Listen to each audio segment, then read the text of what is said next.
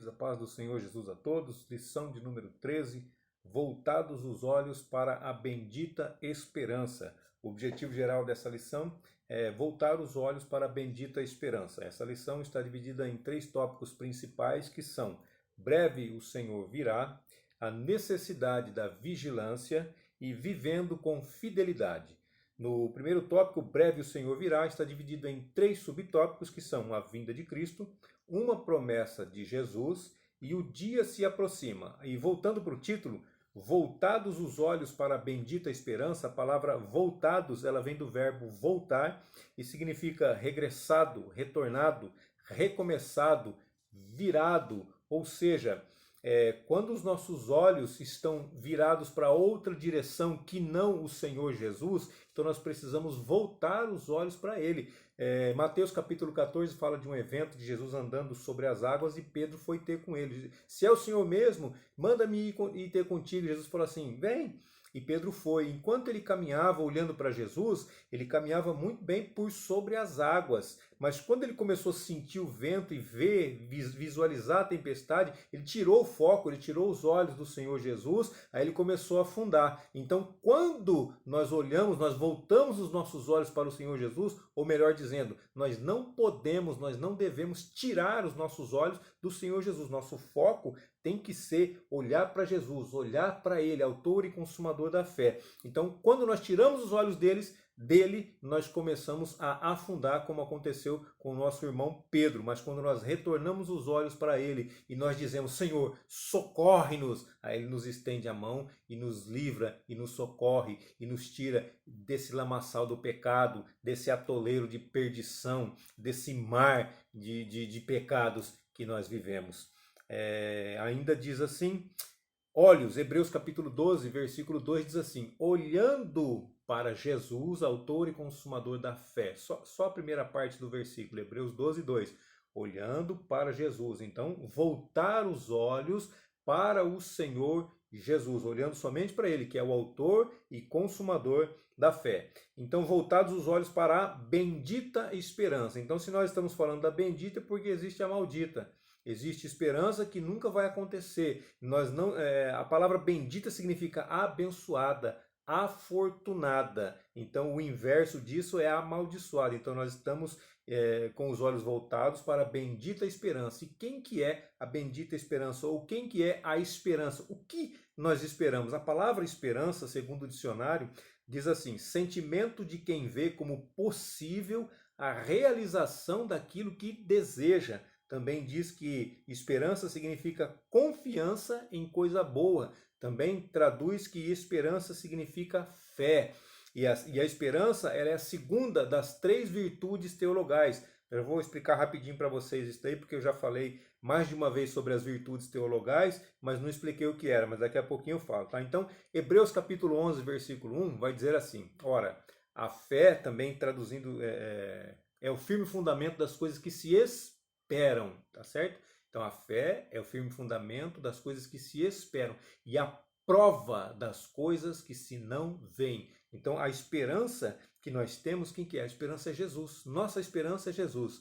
Diz um ditado que a esperança é a última que morre. A nossa esperança morreu, só que a nossa esperança ressuscitou. A nossa esperança é Cristo. Se nós temos esperado nele, com certeza nós vamos nos dar bem no final de tudo, tá bom? E 1 Coríntios capítulo 13, versículo 13 também diz assim, agora pois permanecem a fé, a esperança e o amor, estes 3, mas o maior destes é o amor. Então aqui está, 1 Coríntios capítulo 13, versículo 13, as 3 virtudes teologais, das quais a esperança é o segundo item aqui. Então fé, esperança e o amor. Então se alguém te perguntar quais são as virtudes teologais? Primeiro, você vai saber que são 3. Segundo, fé, esperança e o amor. São essas as virtudes teologais. Breve o Senhor virá. 1 Coríntios capítulo 15, versículos 51 e 52 diz assim, eis aqui vos digo um mistério, na verdade, nem todos dormiremos, mas todos seremos transformados. No momento, num abrir e fechar de olhos, uma tradução mais interessante seria num piscar de olhos, até a última trombeta, porque a trombeta soará, e os mortos ressuscitarão incorruptíveis, e nós seremos transformados. Então Jesus vai vir, Jesus vai vir buscar a sua igreja. A vinda de Cristo, primeiro subtópico. 1 Tessalonicenses capítulo 4, versículos 15 até o 17, diz assim: Dizemo-vos, pois, isto pela palavra do Senhor, que nós, os que ficarmos vivos para a vinda do Senhor, não precederemos ou não chegaremos antes, não precederemos os que dormem, porque o mesmo Senhor descerá do céu com alarido, com voz de arcanjo e com trombeta de Deus, e os que morreram em Cristo ressuscitarão primeiro. Depois nós, os que ficarmos vivos, seremos arrebatados juntamente com eles nas nuvens, a encontrar o Senhor nos ares. E assim estaremos sempre com o Senhor. Então você pode notar que Paulo, desde os seus dias, ele já aguardava o arrebatamento da igreja, ele já aguardava ser arrebatado desde aquele tempo, tá?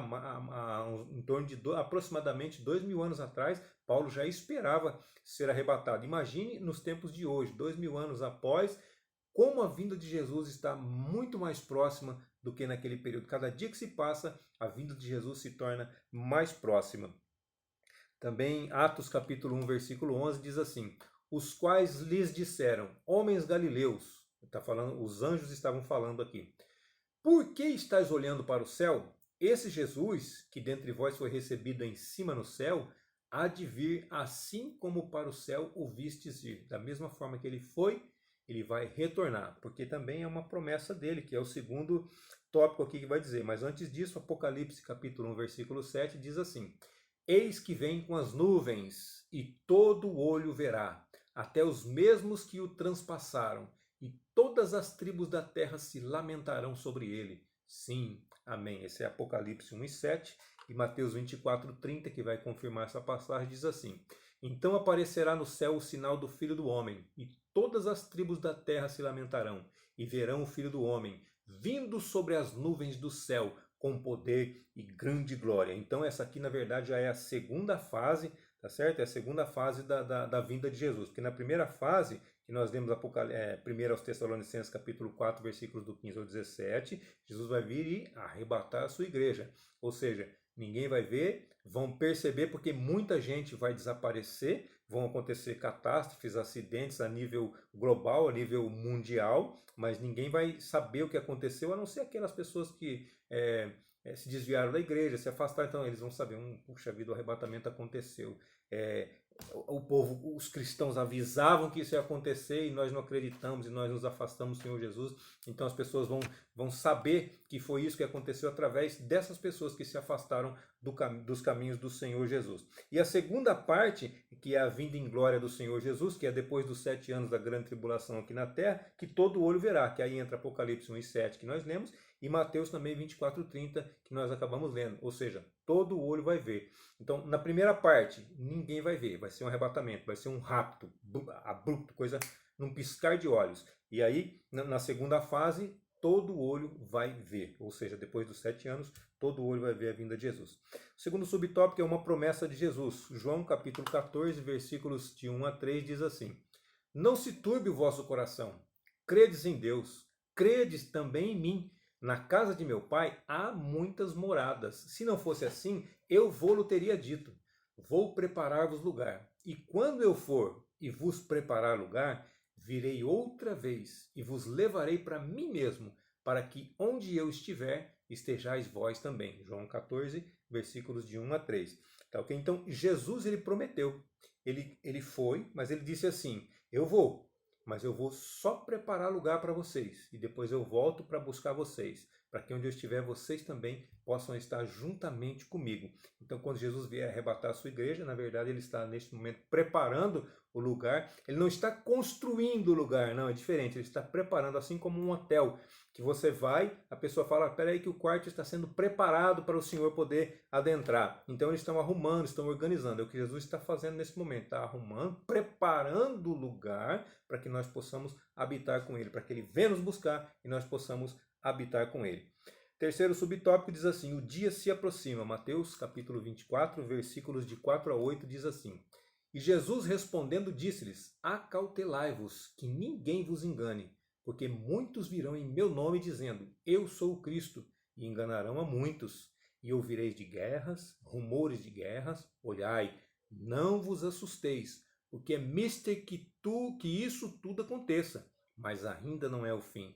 Porquanto se levantará nação contra nação, e reino contra reino, e haverá fomes, pestes, terremotos em vários lugares. Mas todas essas coisas são o princípio de dores. Então, se para a gente entender direitinho, princípio de dores, quando uma mulher está grávida, então ela vai começar o princípio das dores. As contrações vêm, elas vêm e passam. Aí demora 12 horas, 10 horas, 8 horas e vai reduzindo o período. As contrações vão aumentando, vai ser da mesma forma. Então, guerra, rumores de guerra, pestes, terremotos, brigas, pai contra filho, filho contra pai, reino contra reino, nação contra nação, e vai aumentando, igual as dores de parto, vão aumentando, até que chega o momento e fala, não, agora vai ter que nascer, agora não tem jeito. Então, é o que vai acontecer. Jesus está dizendo assim, isso aqui é só o princípio das dores.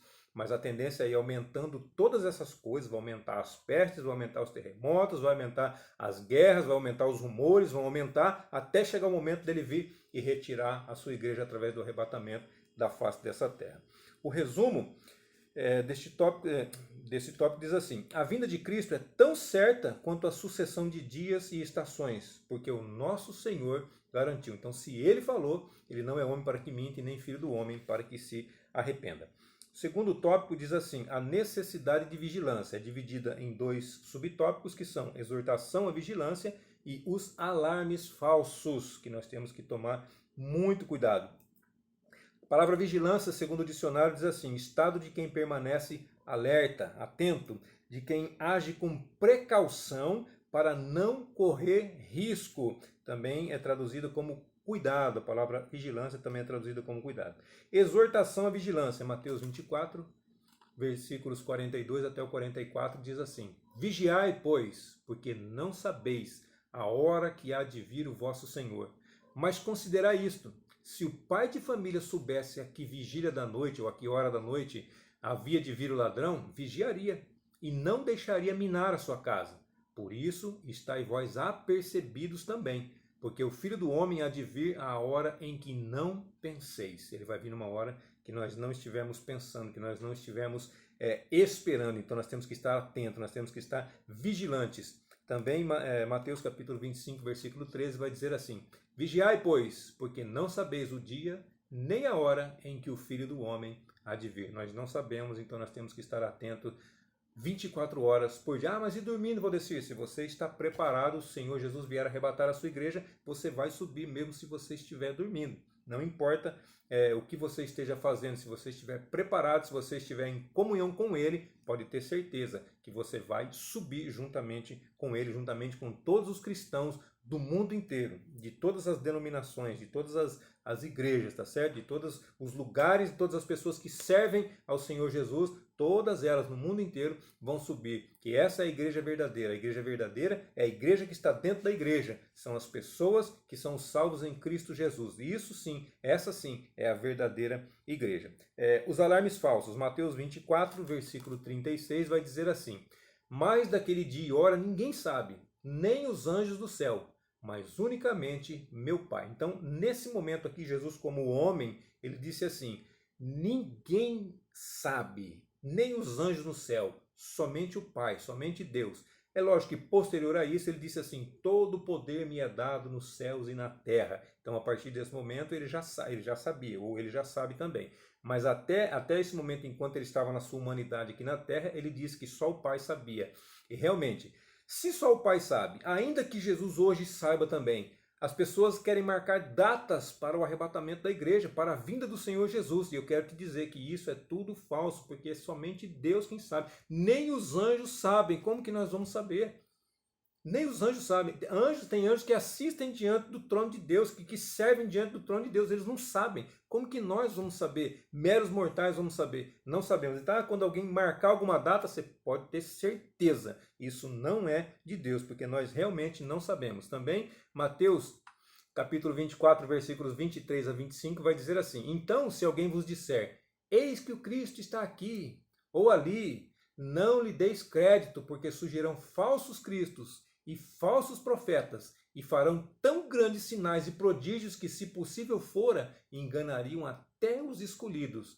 eis que eu vos tenho predito. Então Jesus falou, vai aparecer falso Cristo, vai aparecer falso profeta, vai aparecer falso pastor, vai aparecer falso crente, vai aparecer muita coisa errada ainda, muita coisa que é falso, que é pirata, tá certo? Vai aparecer muita coisa nesse sentido, mas Jesus está dizendo assim, eu já disse antecipadamente, eu já predisse, eis que eu vos tenho predito, eu já disse antecipadamente que tudo isso vai acontecer, mas quando acontecer, você já sabe que é mentira, você já sabe que é falso. Resumo do tópico diz assim, é preciso estar vigilante quanto à vinda do Senhor e prevenidos contra os falsos alarmes. Terceiro tópico diz assim, vivendo com fidelidade, está dividido em 4 subtópicos que são definição de fidelidade, a fidelidade de Deus, a fidelidade como virtude cristã e tempos e estações.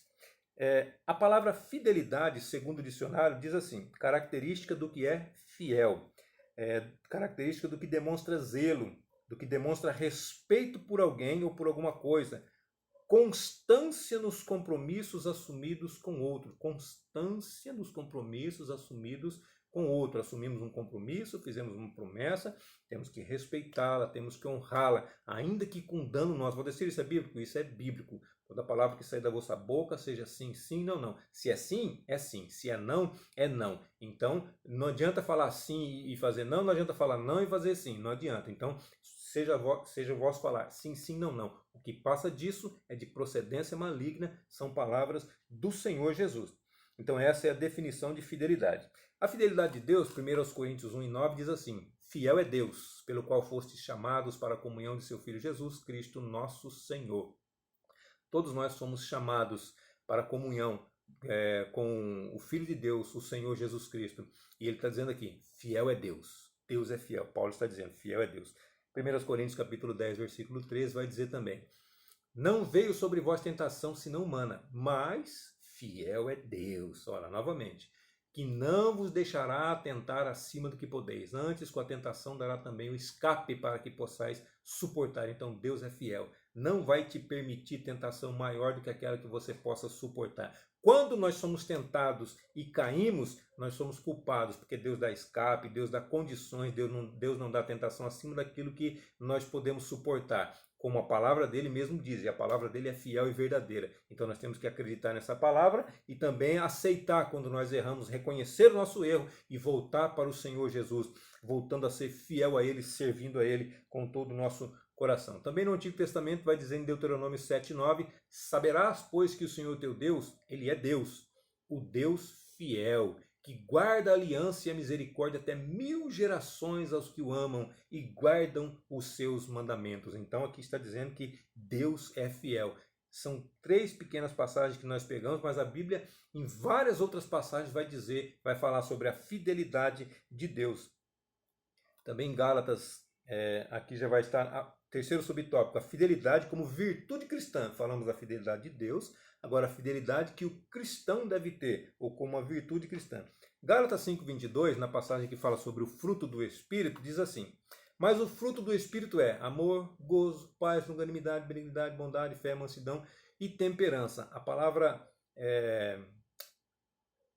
fé aqui, isso, palavra fé, não é fé. A palavra fé aqui também é traduzida como fidelidade, tá certo? Igual nós vimos no dicionário a tradução aqui, fidelidade, traduzido também por fé. Então, Gálatas 5:22 vai falar de fé como fidelidade. 1 Coríntios capítulo 4, versículos 1 e 2 também diz assim, que os homens nos considerem como ministros de Cristo e despenseiros dos mistérios de Deus. Além disso, requer-se dos dispenseiros que cada um se ache fiel. Então as pessoas têm que nos ver como dispenseiros de Cristo, ou seja, aquele que cuida da dispensa de Cristo, dos mistérios de Deus.